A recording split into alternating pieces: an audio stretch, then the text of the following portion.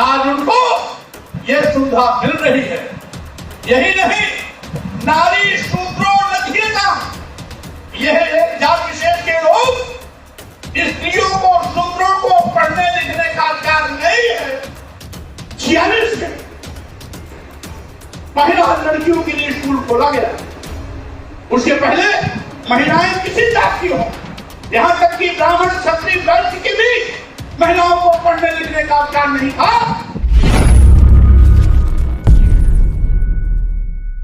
पहल हुई, ये वही धरती है जब पहली बार मुख्यमंत्री बनने के बाद माननीय रामेश यादव जी ने यहाँ पर भाषण लागू किया, 15%।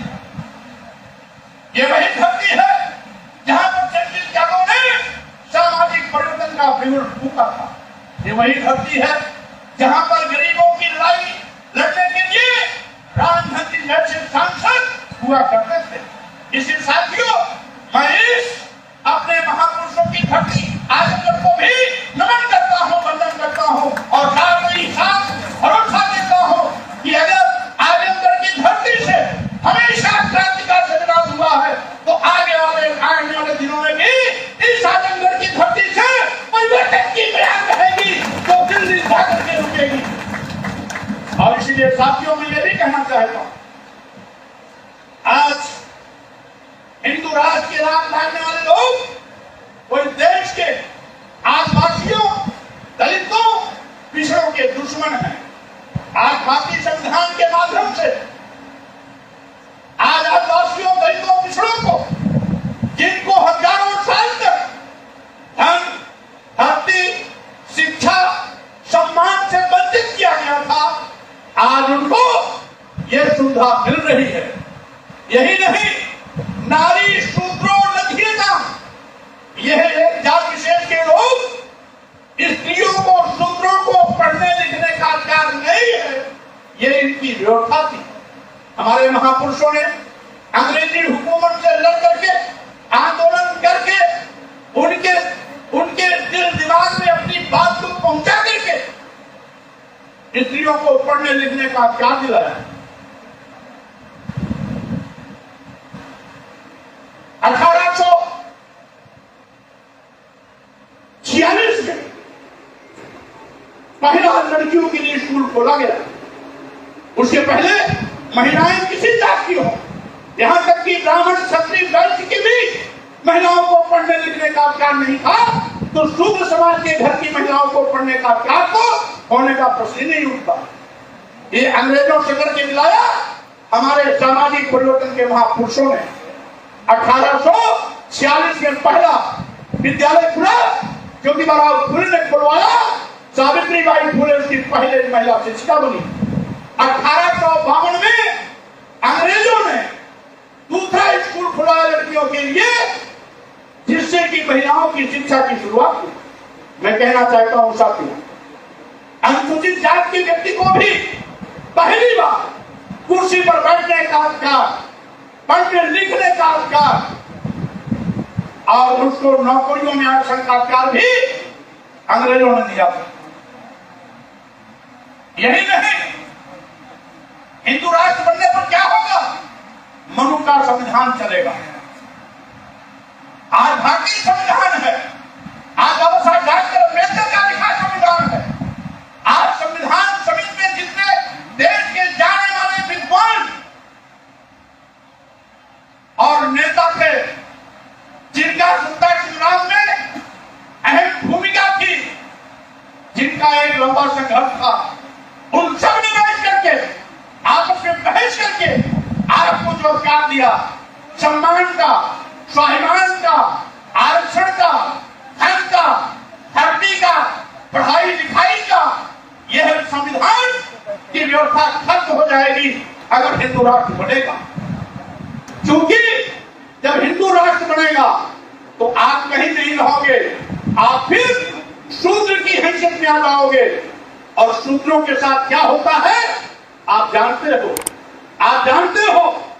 तुलसी बाबा ने भी कहा, बोल कुमार शूद्र प्रश्नारी, शकल ताड़ना के अधिकारी।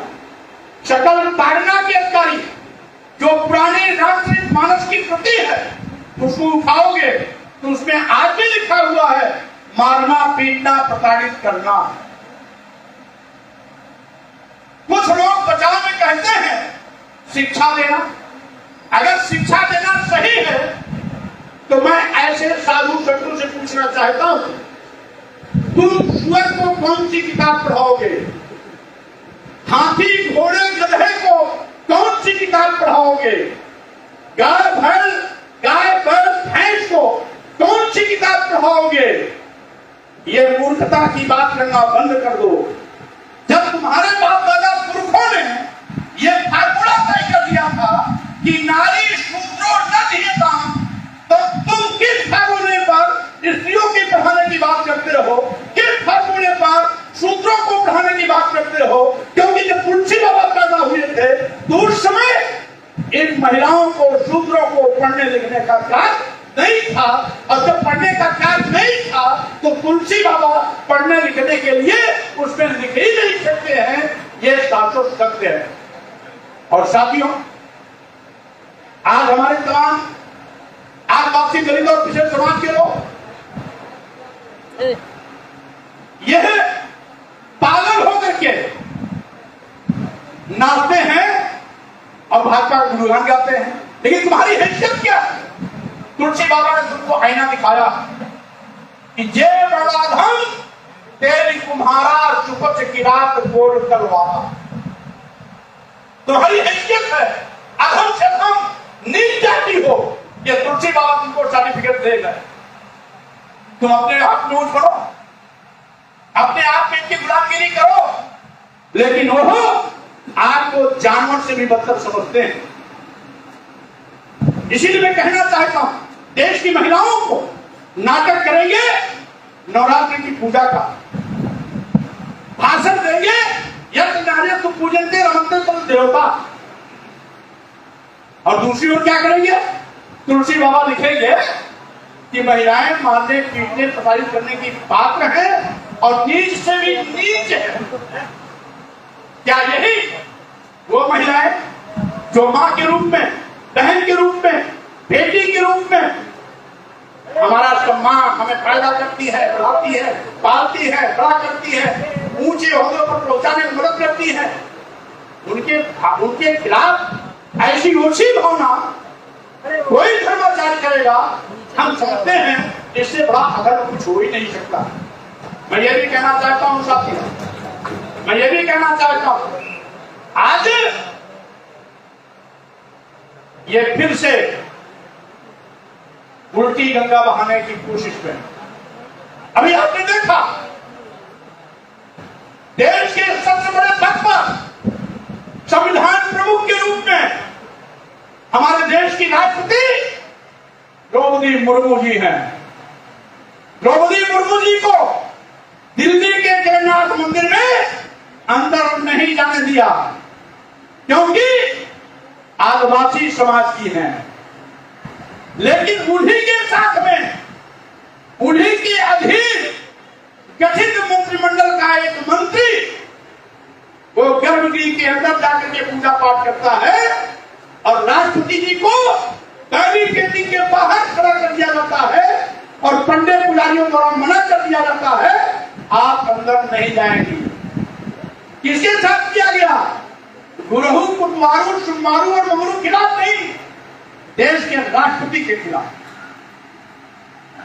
देश के राष्ट्रपति का अपमान इस देश की जनता का अपमान है, आदिवासियों का अपमान है, दलितों का अपमान है, पिछड़ों का अपमान है। क्या इस अपमान को आप अपना अपमान समझकर अपमान का बदलाव लेने के लिए आपका खून नहीं खोलता क्या? ऐसी सरकार के रहते राष्ट्रपति अगर अपमानित हो रहा है तो साथियों आप कहां खड़े हो? पीछे मुड़कर देखो। ये पहली घटना नहीं है। इसके पहले तत्कालीन राष्ट्रपति रामनाथ कोविंद जी को भी राजस्थान के सीकर में ब्रह्मा मंदिर में घुसने से मना कर दिया गया था क्योंकि रामनाथ कोविंद जी टोरी समाज यानी दलित समाज के थे, इसलिए रोक दिया गया। क्या इसलिए आप हिंदू राष्ट्र करना चाहते हो? कि आप रोज इस तरह सम्मानित किए जाओ, लाल जूते खाओ, बाहर आपकी बिजली हो, आपके जानवर को जानवर के साथ सलूक किया जाए, यही आप चाहते हो? अगर आप चाहते हो भारतीय संविधान हमारे सम्मान के प्रतीक के रूप में हमेशा हमेशा रहे, अगर आप चाहते हो लोकतंत्र यथावत बना रहे, तो पूरी ताकत लगा करके 2024 में ऐसा परिवर्तन किया भी हो, ये सारे के सारे लोग कानपुर की तरह बैठ। यही नहीं साथियों, 2017 का भी नजारा आपने देखा हो। तत्कालीन मुख्यमंत्री अखिलेश यादव जी जब 5 गाड़ी खाली किए, यही भारतीय जनता पार्टी की गंदी मानसिकता के लोगों ने उस मार्ग मुख्यमंत्री आवास को पहले गोमूत्र से धुला, उसके बाद गंगा जल से धुला। क्यों? इसलिए कि अखिलेश यादव जी बैकवर्ड समाज के हैं, इसीलिए ना। आखिर गरीबों आदिवासियों पिछड़ो, तुम्हारी आंखें कब खुलेगी? आज राष्ट्रपति द्रौपदी मुर्मू अपमानित की जा रही है, रामनाथ कोविंद जी अपमानित किए जा रहे हैं, अखिलेश यादव जी अपमानित किए जा रहे हैं, और आप 5 किलो 10 किलो चावल के पीछे पड़े हो। यह भारतीय जनता पार्टी सरकार आज महंगी पढ़ाई कर रही है। अभी इलाहाबाद केंद्रीय विश्वविद्यालय जहां 400 रुपया फीस था, इकट्ठा 4000 कर दिया गया। जहां 4500 था, 450 था, उसे 4500 कर दिया गया। साइंस में जहां 500 रुपया था, उसे 5500 कर दिया गया। आखिर बताओ, गरीब का बच्चा कैसे पढ़ेगा? गांव गिराव पर रहने वाला हमारे बाबू साहब का भी बच्चा ठीक नहीं पढ़ पाएगा। अन्य बैकवर्ड श्रृंखला आदिवासी की तो बात है। और यही नहीं साथियों, जो लोग अपने को क्षत्रिय होने का घमंड पाले हैं, उनकी हैसियत भी मनुस्मृति ने बता दी है कि तुम्हारी हैसियत क्या है। मनुस्मृति में एक जगह आया हुआ है कि पंचवर्षं तु ब्राह्मणम शतवर्षं तु क्षत्रपाः पिता पितरौ बीजानीयात् ब्राह्मणः तयो पिता। यानी 5 साल के ब्राह्मण 100 साल के क्षत्रिय में बाप बेटे का संबंध होता है, जिसमें 5 साल का ब्राह्मण 100 साल के क्षत्रिय का बाप होता है।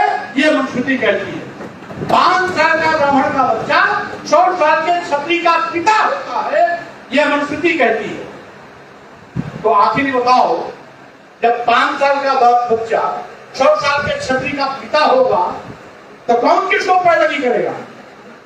आज भी आप देखते होंगे बड़े से बड़े बाबू साहब हो, वो अपने यहाँ के कितने बड़े जमींदार क्यों न रहे हो, राजा महाराजा भी क्यों न रहे हो, वो ब्राह्मण के बच्चे को देख कहते हैं बच्चा पायलागी। वो बोलते हैं बच्चा पायलागी। भीख मांगने वाला ब्राह्मण भी कभी राजा साहब को प्रणाम नहीं करेगा। वो उनके यहाँ राजा साहब के यहाँ पहुंचेगा तो कहेगा राजा साहब की जय हो। हाथ उठा के आशीर्वाद मुद्रा में कहेगा राजा साहब की जय हो, बाबू साहब की जय हो। लेकिन राजा साहब प्रणाम, राजा साहब नमस्कार, राजा साहब नमस्ते कभी नहीं कहेगा। ये आज भी मनुस्मृति का असर वर्तमान सामाजिक परिवेश में भी दिखाई पड़ता है। और साथियों, मैं ये भी कहना चाहता हूं, जब भारतीय संविधान अनुच्छेद 14 में यह कहता है कि सभी धर्म, वर्ण, जाति, लिंग के आधार पर समाज को बांटा नहीं जाता। संविधान में स्पष्ट उल्लेख है, धर्म, संप्रदाय, जाति, वर्ण, लिंग के आधार पर समाज को बांटा नहीं जा सकता। तो उसके बावजूद भी संविधान की कसम खा करके संवैधानिक पदों पर बैठने वाले प्रधानमंत्री और मुख्यमंत्री जी संविधान की धज्जियां उड़ा रहे हैं। कभी हिंदू मुस्लिम की राग रखते हैं, कभी मस्जिद में मंदिर खोलने की बात करते हैं, कभी कहते हैं कि अयोध्या को ले लिया, काशी मथुरा बाकी है। यही इनकी घिनौनी सोच।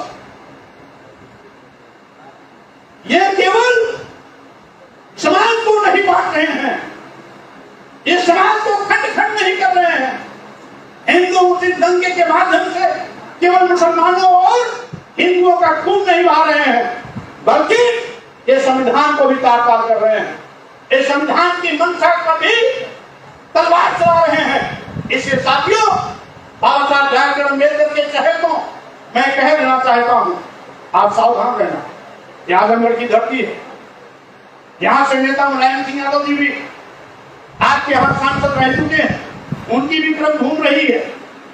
ये पूर्व मुख्यमंत्री अखिलेश यादव की भी क्रम घूम रही, वो भी यहां सांसद रह चुके हैं। और पूर्व में हमारे एक से बढ़कर के एक दिग्गज नेता इस आजमगढ़ की धरती पर पैदा हो चुके हैं। इसलिए मैं चाहता हूं कि आजमगढ़ के लोग इस सामाजिक परिवर्तन की आंधी को ऐसा बड़ा तूफान खड़ा कर देंगे कि जितने भी हिंदू मुस्लिम का चक्कर लगाने वाले लोग हैं, वो हवा में चक्कर लगाते लगाते अंदर बैतरनी में चले जाए, तभी उनको कहीं पार होने का मौका न मिले। हमेशा हमेशा दोबारा कभी भी पलट करके सत्ता में आने का मौका न मिल सके, ऐसा सबक सिखाना। आज साथियों, मैं इसी के साथ ये भी कहना चाहता हूं, हमने तो एक सलाह रखी कि अगर देश में अमन चैन रखना है, देश में भाईचारा रखना है, देश में आपसी सौहार्द बनाए रखना, कुटुंबकम का संदेश जो दुनिया में भारत की धरती से गया था वो यथावत बना रहे, तो हमको हिंदू मुस्लिम सिख ईसाई सब आपस में भाई भाई की बात को आगे बढ़ानी होगी। लेकिन साथियों, आज मैं ये भी कहूंगा, हमने उनको सावधान किया कि हर मस्जिद में मंदिर खोलना बंद कर दो, अन्यथा तुम्हारी ये गलत परंपरा तुम पर भारी पड़ेगी। जब इसी परंपरा का अनुसरण करके लोग आने वाले दिनों में हर मंदिर में बौद्ध मत खोलना शुरू कर देंगे, तब आपके लिए परंपरा भारी पड़ेगी। इस साथियों, इतिहास इस बात का गवाह।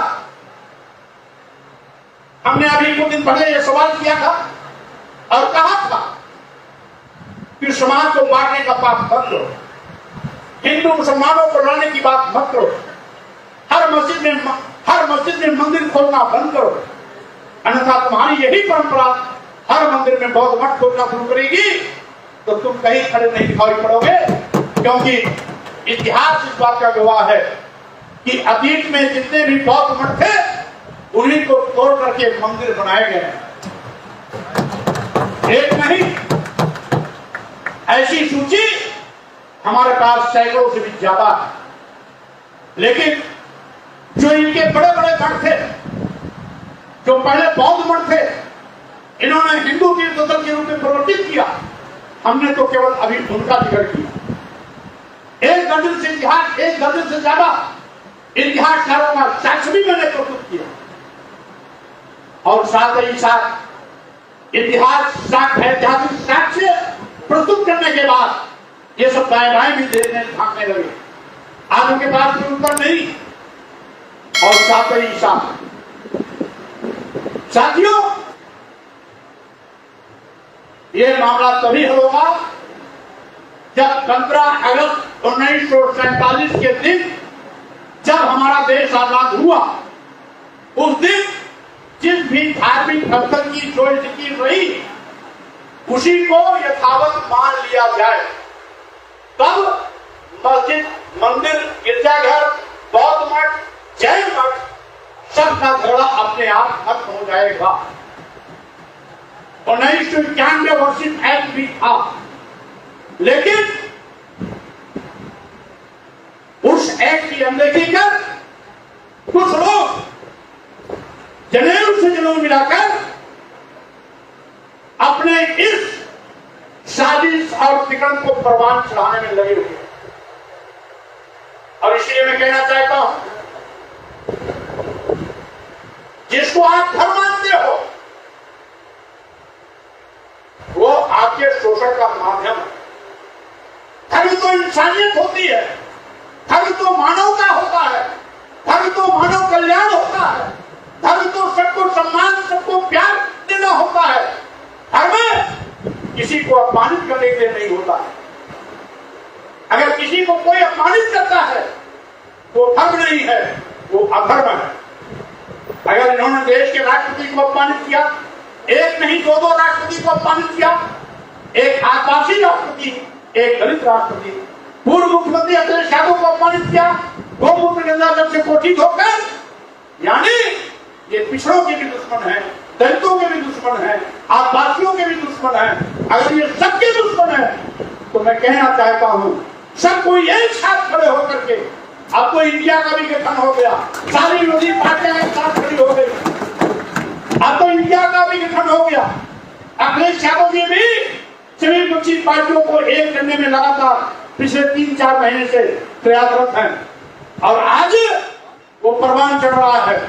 तो साथियों, अपने सम्मान और स्वाभिमान के लिए, देश के लोकतंत्र को बचाने के लिए, भारतीय संविधान को बचाने के लिए और साथ ही साथ देश को बचाने के लिए अब आप सबको एकजुट होकर 2024 में संकल्प लेकर के भाजपा की विदाई करने का फैसला लेके जाना है।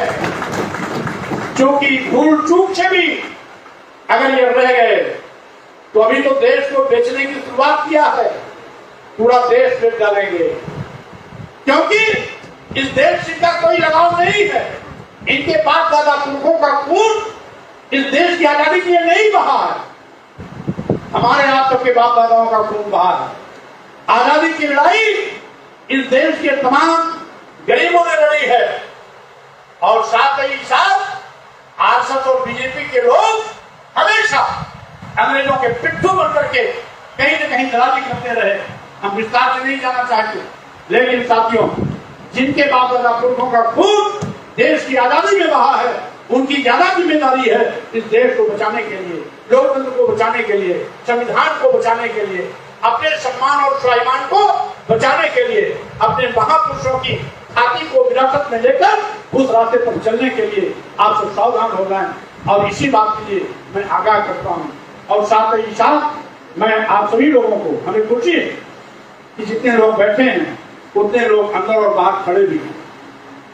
इसका मतलब आप सब सामाजिक परिवर्तन के लिए मन से, मानसिक रूप से तैयार हो गए हैं, इस बात को परिलक्षित करता है। और इसीलिए मैं आप सभी लोगों के इस बुलंद हौसले को प्रणाम करते हुए, सैल्यूट मारते हुए आप सबको बहुत